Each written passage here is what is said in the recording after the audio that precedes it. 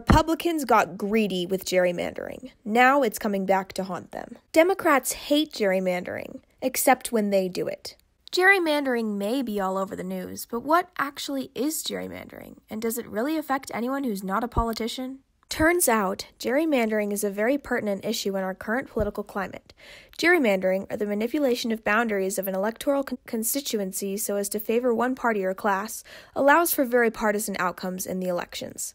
So why is gerrymandering such an issue? It allows both Democrats and Republicans to manipulate the boundaries of a district to favor their own party. The attempt to eliminate gerrymandering would permit non-affiliated voters to have a greater say in the outcome of elections, and try to put a stop to this form of corruption or fraudulent conduct by those in power in each party.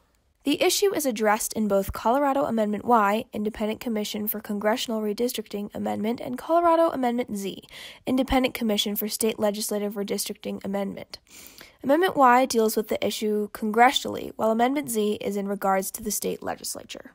Voting yes on these amendments would mean supporting the creation of two 12-member commissions consisting of 4 Democrats, 4 Republicans, and 4 unaffiliated persons to draw Colorado's congressional, state House of Representatives, and state Senate districts.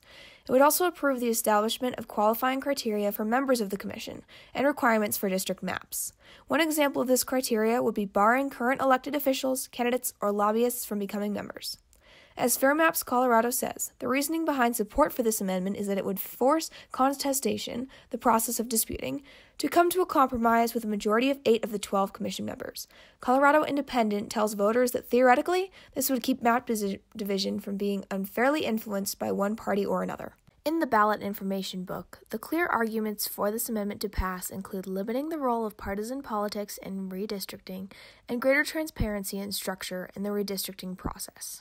According to ballotpedia.org, voting no would mean opposing the amendment to create 2 12-member commissions to draw Colorado's congressional, state House of Representatives, and state Senate districts, as well as opposing the establishment of criteria for members of the commission and requirements for district maps. The argument against the amendment, as stated in the ballot information book, is that it would cause a lack of accountability.